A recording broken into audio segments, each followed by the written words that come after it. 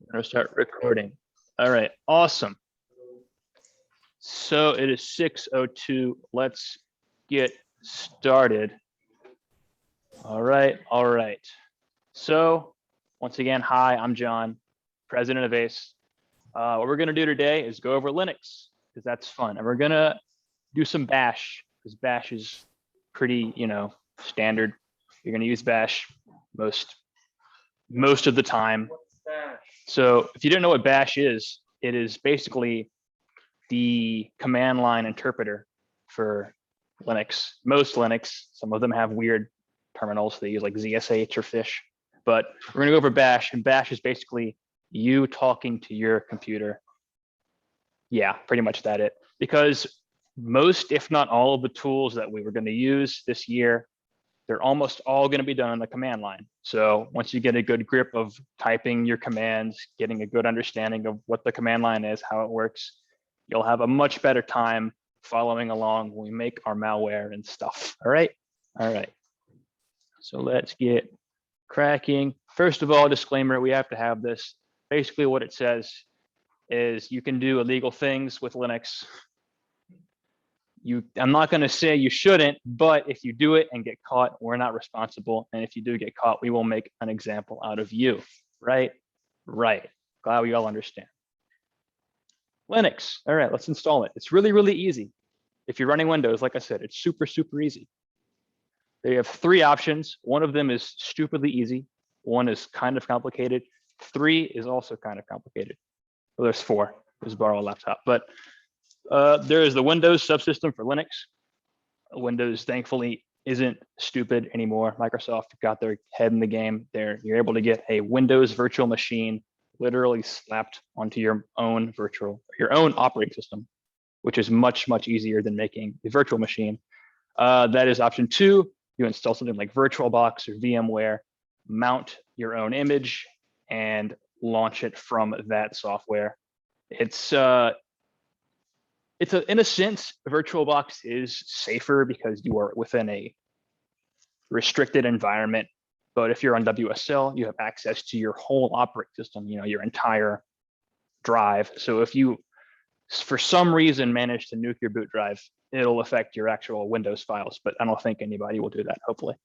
And then there's option three, dual booting. I've done it before my freshman year. If you want to get a really good head start, you can dual boot Linux on your own hard drive. Basically, you're going to be, when you launch up your computer, it'll be like, hey, where do you want to go? Windows or Linux? And you go, hey, Linux. And that's it.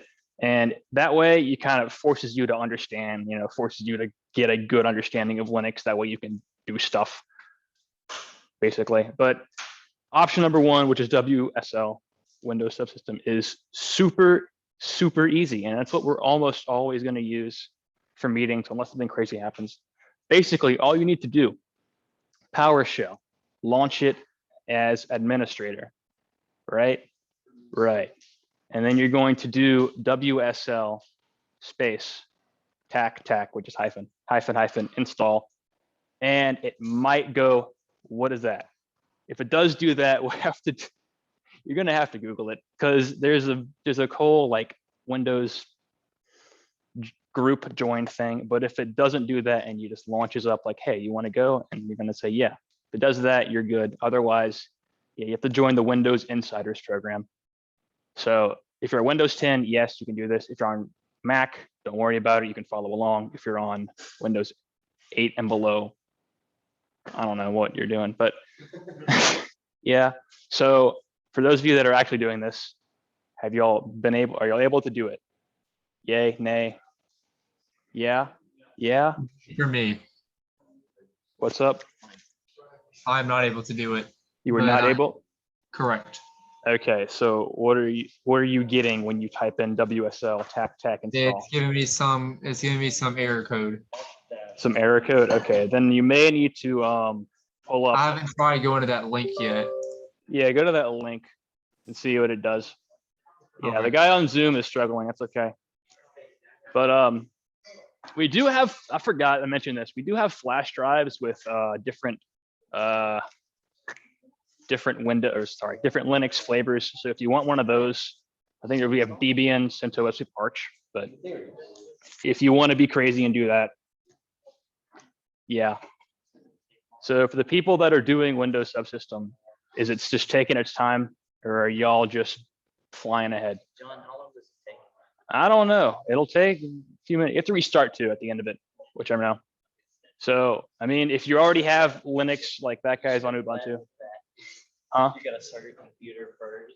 Well, yeah, once you finish, I don't want to get far away, but once you finish the install, which I mean, everybody's doing it at the same time, so the internet's gonna slow down. You have to restart your computer and then it'll apply the updates. And then you install the flavor you want from the Microsoft Store. Is it the same thing as the WSL2? Yeah, it's gonna, so when you do it from the command line like that, it automatically picks number 2, which is what we need for networking. That way we can run a lot more tools like Nmap, Wireshark, stuff like that. Huh? Because I totally know what Yeah, well, we're gonna go over them. You're gonna figure it out in a couple of weeks. Don't worry. by the end. Hopefully. Okay, does anybody not want to do Windows Subsystem, but also want to get Linux? No, thank God, because I didn't want to go over VirtualBox, because that's not fun. This is much easier.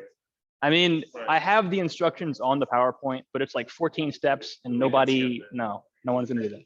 Google it. Google it, my friends, please.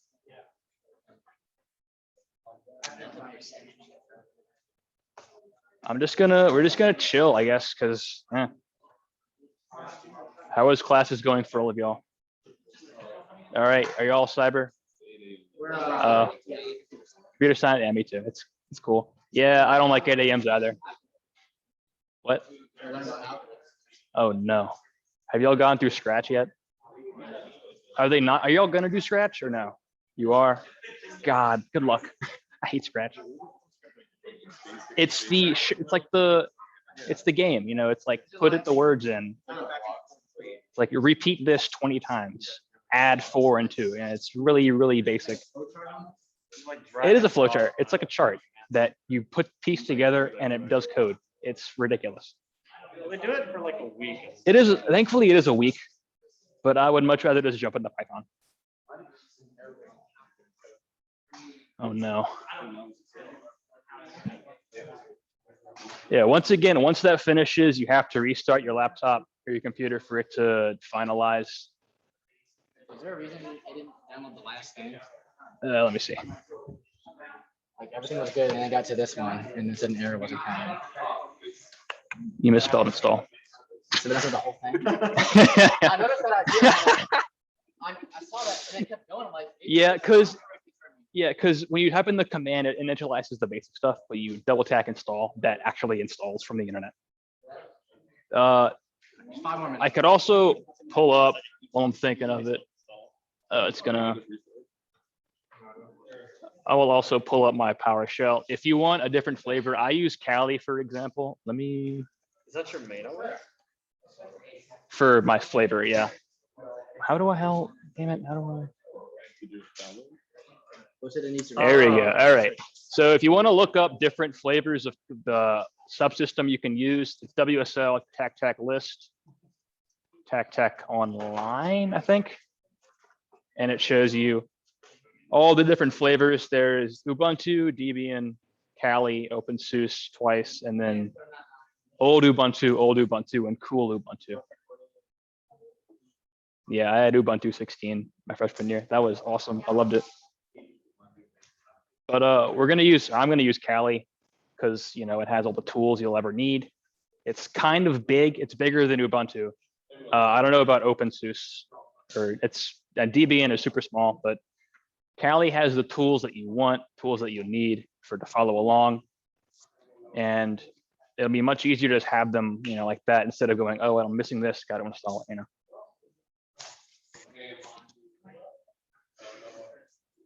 So how far along are we in the installation? Almost done. 0%. I wonder why.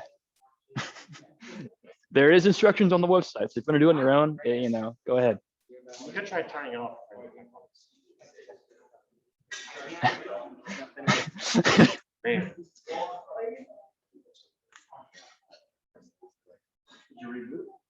Please be the right. Okay, so who here has managed to restart already and you're already ready to go on next step? Oh, you already have Callie. You're already done. What are you doing?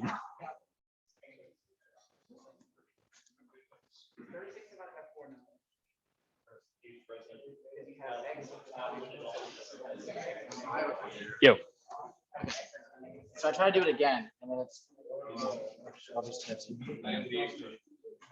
what in the hell? And it said no action was taken. A system reboot is required. And I Oh. restarted it. And it says Uh-huh. Interesting. I don't know what this Dell mobile thing is.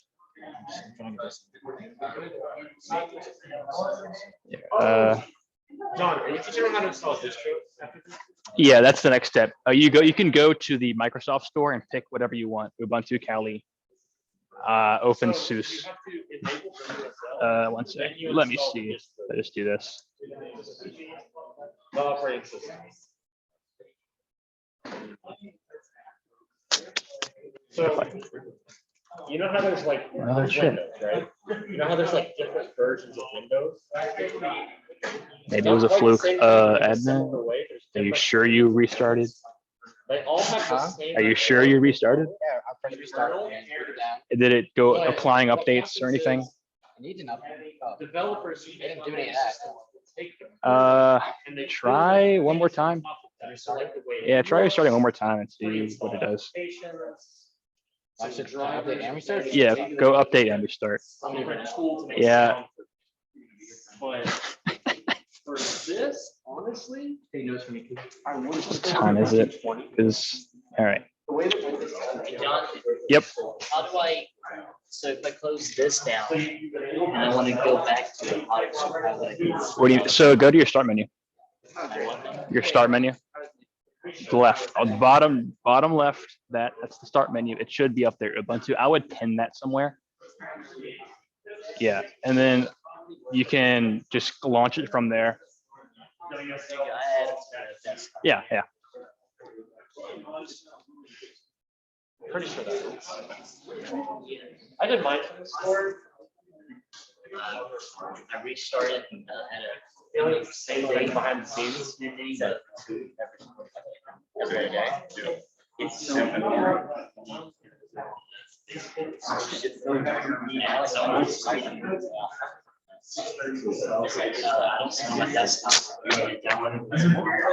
Are you installing the thing from the store? Are you already done? You're good?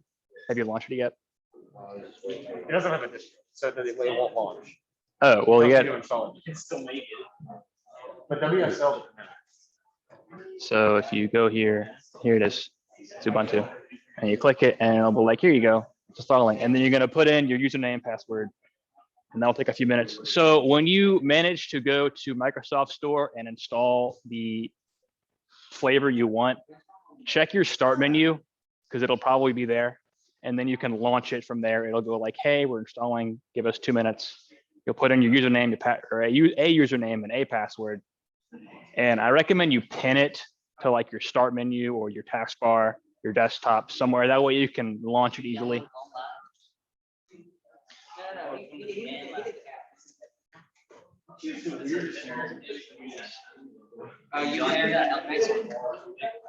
That's John.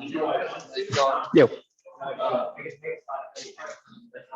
Yeah, just make up a username. Yeah, you just make it up. It's yours, it's your own. You can always change it later. There is a command you can Google. Yeah, make sure you have the same password, like an easy password, because like it's on your own machine, right? So still make it like 20 characters, make it simple. Yeah, it is hashed obviously on your own machine, but it's not like, because of like, it's not that big a deal, you know?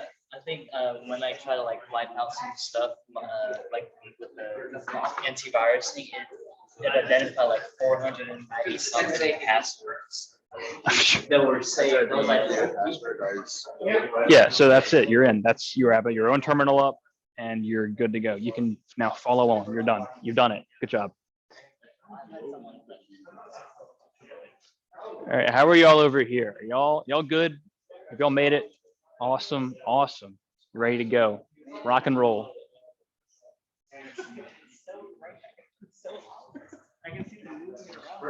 Have you managed to I'm going to this update. update? All right, gotcha. All right, everybody over here good? It's just easier to. Yeah, go ahead. Why is he up there too? Wait, what was your other question? It doesn't matter. It's make it up. Just it's your username. Telling me I'm wrong. Huh? What'd you put for username? Just like this. I guess it was capital letters. I don't know. Yeah, I guess it isn't like capital letters. That's weird. Huh? I don't mind at all. What we used to do, or what I did on Friday, is I hooked up the speakers and I played just lo-fi hip hop beats. That was awesome. I should be fine here. I don't. It took me a while. Yeah. I had to go through insiders.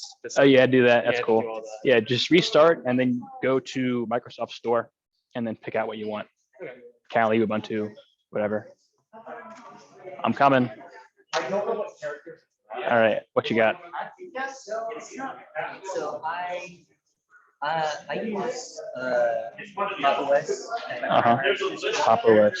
What oh, it is? Okay, then yeah, you're good. It's based on Debian, which is basically is also one Kali. So it should be the same, if not extremely similar.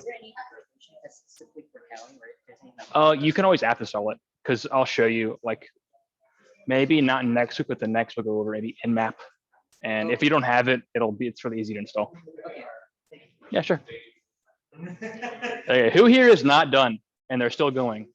Is it going or you need help? It's taking time. All right. Are you good or is it just taking time? Oh, it's just taking time. Okay. Yeah, just give it a bit and you should be good to go. Yeah. So. I don't know if it worked. All right. Let's see what happened over here.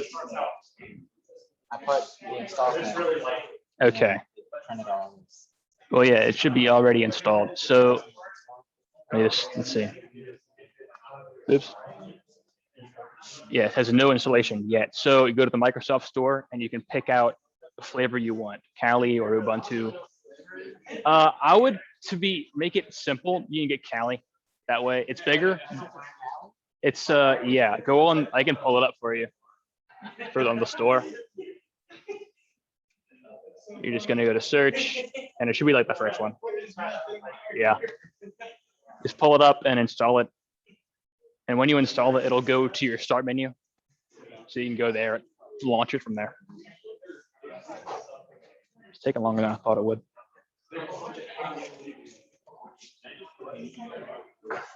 I'm gonna get everybody here to install Kali. Yeah, well- You're gonna get some bad stuff. Well, yeah, that's the point. This is true.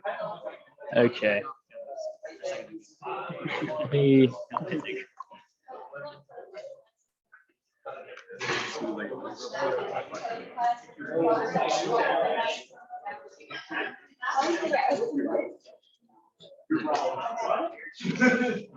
Okay, it's 6:20. I'm gonna hurry up and scoot ahead.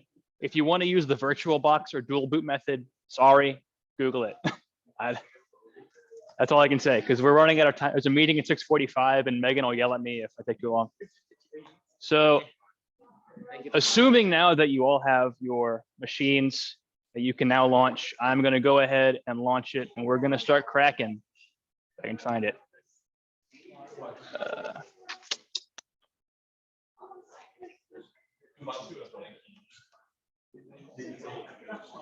Where is it? There we go. Now we can see it. All right, can y'all see that good? Yeah. Yeah, that looks good. All right, so we all have our terminals up. We see our name at whatever our laptop is called. We're good to go. Minus you, sorry. So yeah, let's do some programming because this is an actual programming language, right? It's called Bash. Born again shell, that's why it's called Bash. So let's have a bash. Have a bash. You get it? Right. I will bash you over the head. Anyways, so it's a programming language, like I said. So what do you do with the new programming language? You say hello world, right? I will show you how to say hello world. There's no print, but there is an echo, which what do you think it does? Oops. Hello. Hello world, right? And there it goes. It says hello world. Wow. That's how you say things in Bash, right? So we want to know the who, the what, the when, and the where. Let's say you just magically found this computer and it has a terminal open. Who, what, when, where. So to know the who am I? Skag, that's me. That's who I am, right? Easy. So let's go with the what. What is here? What can we see? What can we do? Well, we are in a file directory, or in this case, the home directory. So if we want to see something, to know the what, we list what's here, ls, which is list, right? And let me ignore this.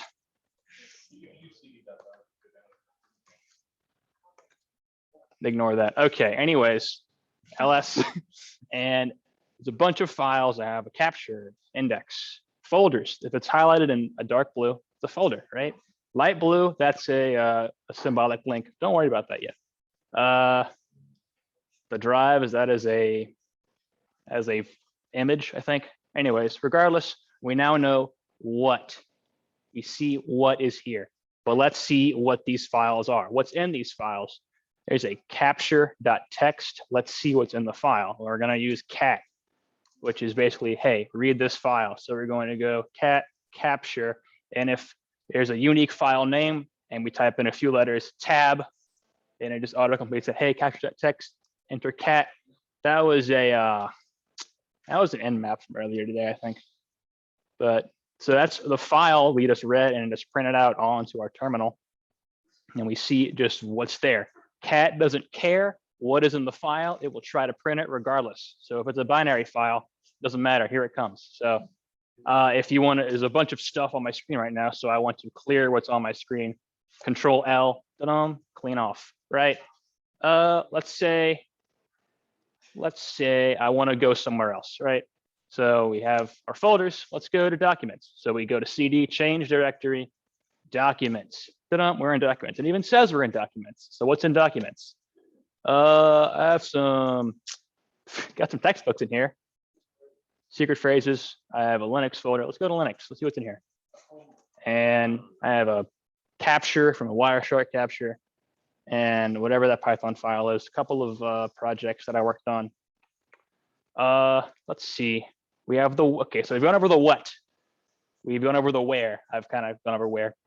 Basically where we are, where we can go. When, right? When. Date. Wow, really unique. Date, today. So let's say if you get a random machine from somewhere, you want to know where it is. You can't really get, well, you can get exactly, but to be really simple, let's go, hey, what time zone? You go date, there we go, see Central Daylight Time.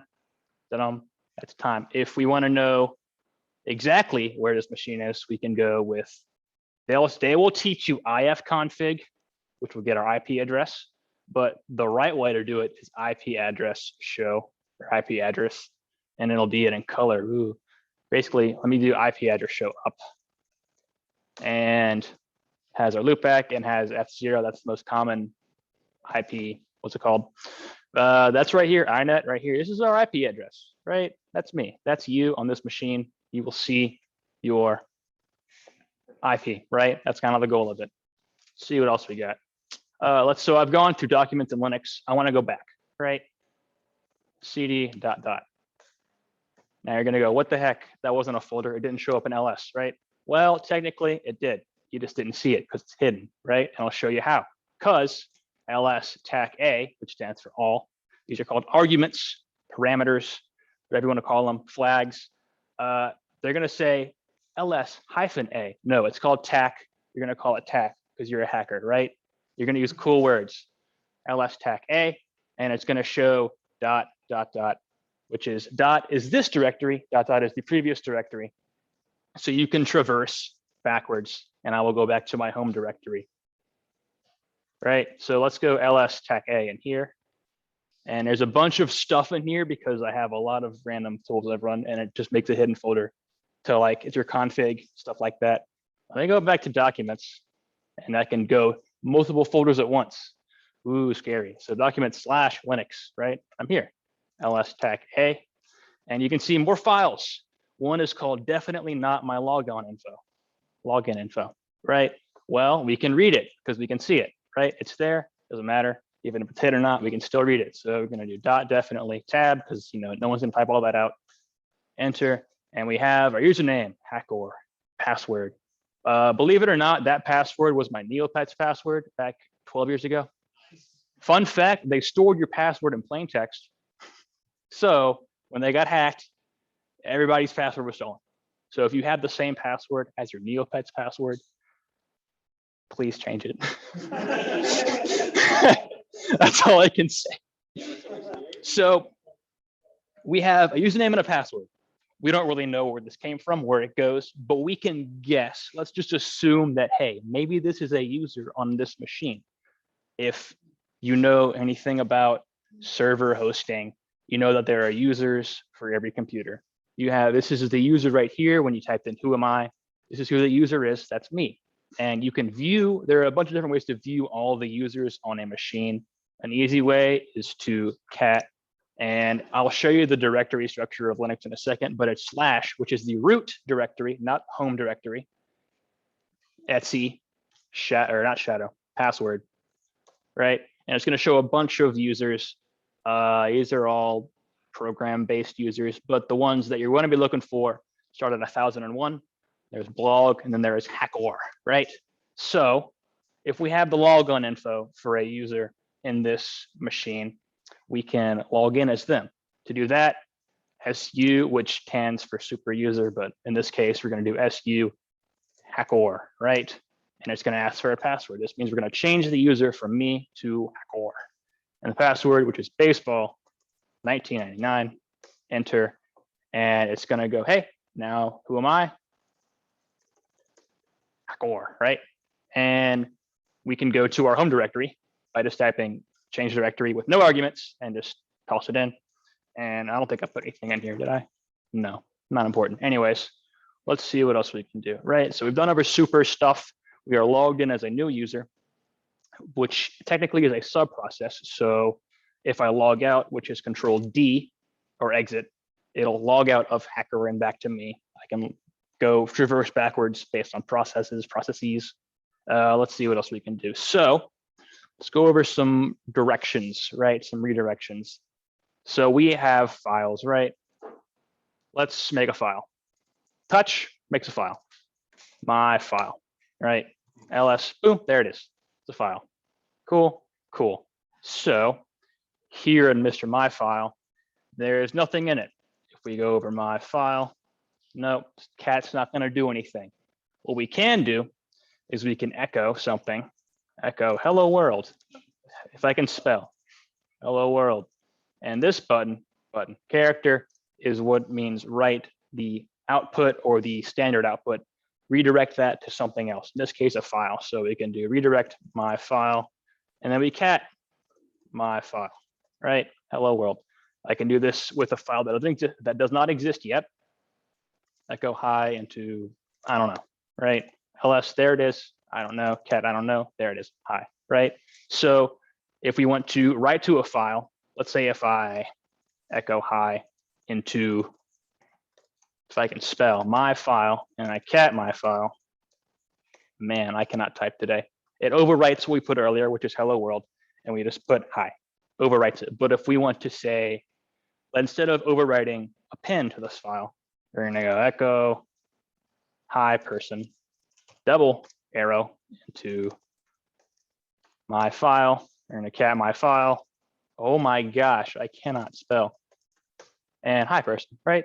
Cool, right? So we can, instead of redirecting the output, we can do other stuff, which is execute multiple commands at the same time. So we can do echo hello and, which I think you may have seen this before if you programmed before, right? Which means and echo, or yeah, and echo world, and it's going to go hello world. It's going to put an extra new line character because it's a new command, right? So that makes sense. That's why it has 2 different lines. And let's see, let's go over processes. Processes are cool. PS shows all the processes used by this user. You will see that we are logged in. We're using the bash terminal, and the time is broken on WSL.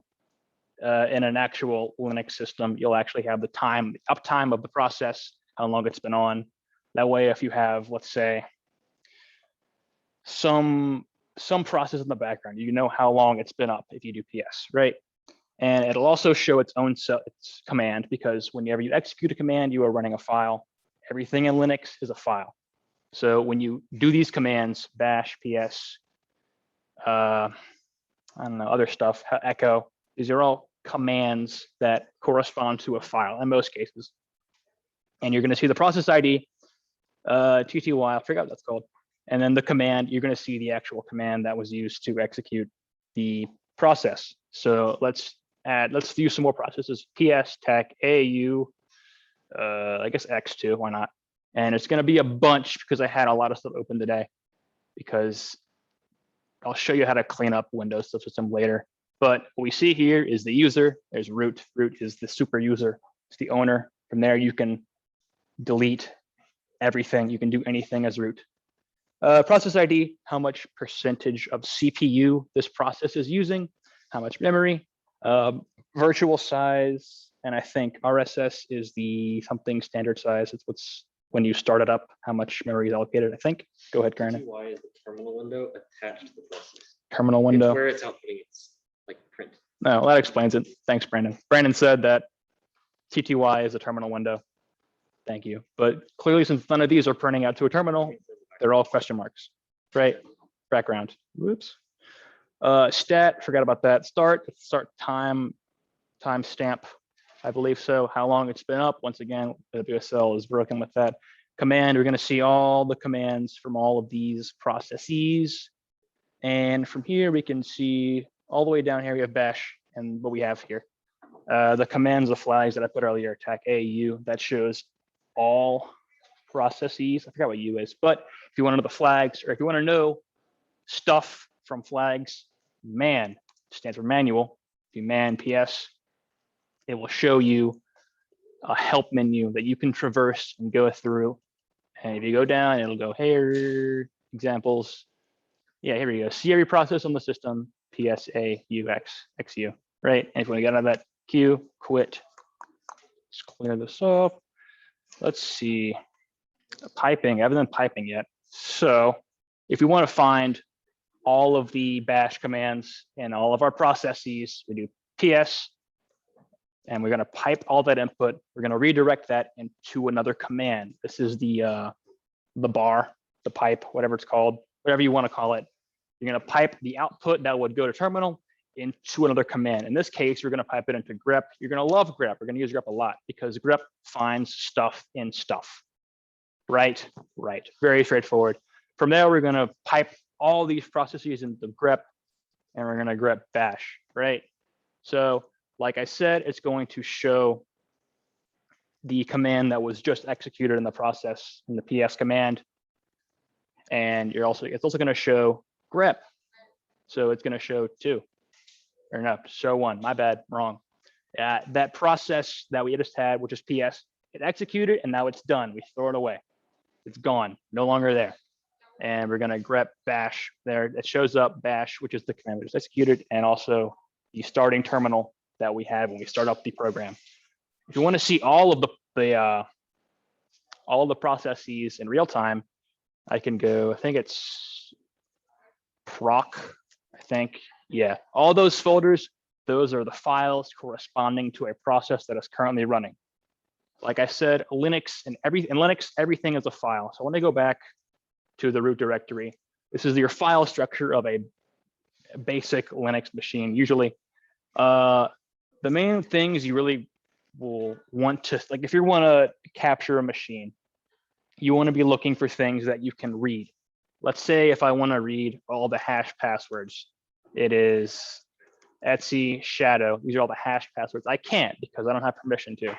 So if I was the super user, which was su, su or sudo, which is super user do, we can cat etc shadow, and I will show you my file password hashes, which is, not dangerous at all. And if you do sudo, I already typed it in earlier. So, but if you type in sudo, it's going to ask you for your password, which if you've just installed Linux, it's the one you just put in, right? Right.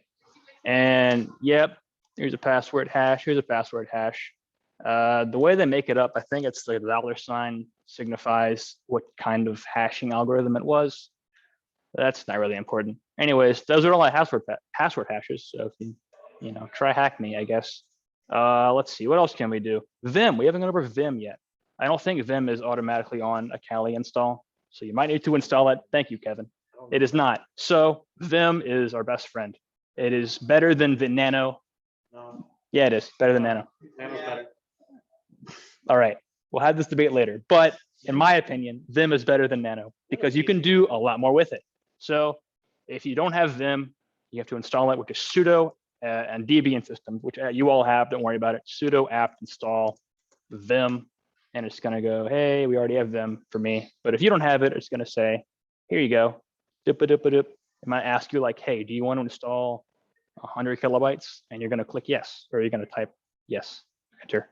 And it's going to automatically install it. And ta-da, that's how you install a package on Linux. It is so much easier than Googling the package for Windows, clicking, download the MSI, and then you're going to click and run it.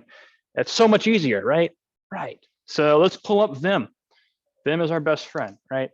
This is a command line text editor. We're going to use Vim a lot. I guess Brandon will use Emacs or Nano, sorry. And to get out of Vim, I'll show you how. Escape, exclamation point. Nope, I broke it. There we go, colon, PS, tech, AX, grep into Vim. We're gonna, from there, we're gonna pipe that into a grep, remove the thing we just did, grep, there, pipe that into awk, print the arguments that we just got. Oops. I am on a roll. I already broke it. Oh, I broke it again. Man, I was doing a meme, but I broke it. Anyways. We're using Nano. If only I was using Nano. All right, from there, try that one more time. We're going to grep the processes for Vim. And from the thing we just executed, which is grep, we're going to remove ourself from that grep, right? Which is grep, pipe that into awk, which is its own programming language, which we might use eventually. I'm going to print the first argument. From there, pipe that into xargs, turning that into an argument. We're going to select argument number 1, kill tac 9. That's how you exit Vim. Any questions? In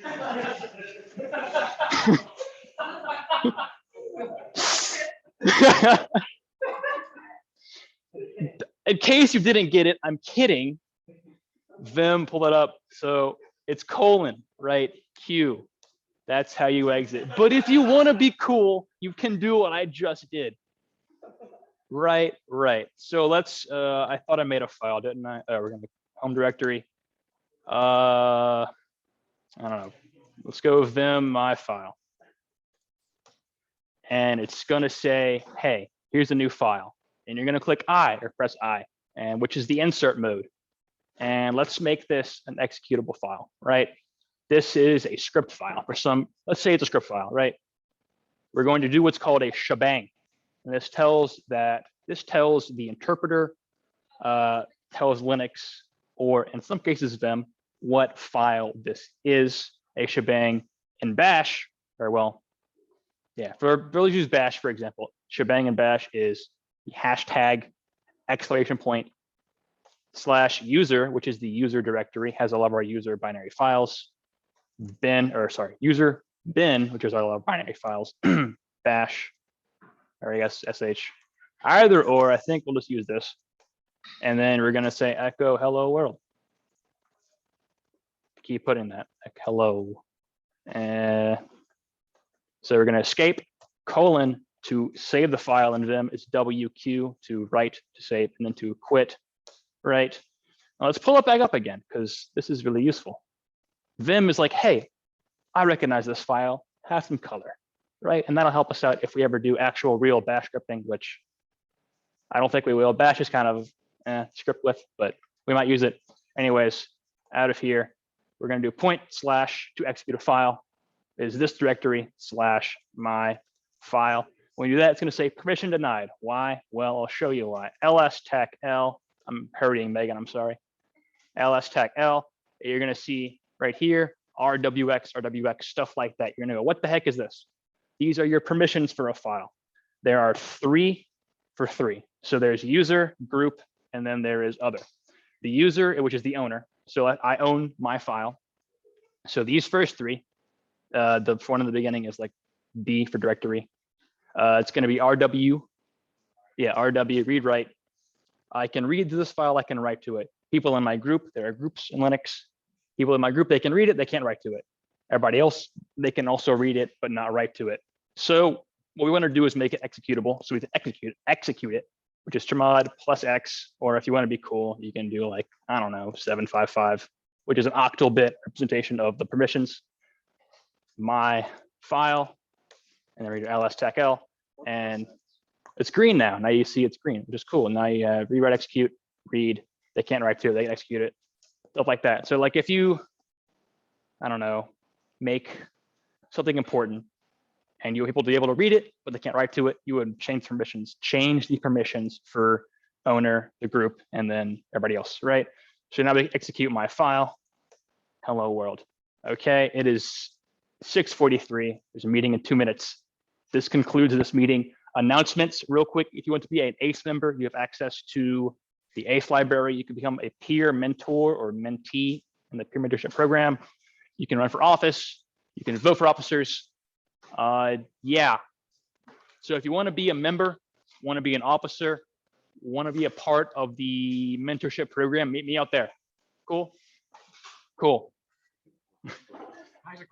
Yeah, go ahead. Okay, so for like, I loaded the thing, do I just like create a username and stuff? Yeah, you make it up, just whatever you want it to be. Okay, thank you. Media control, stop share.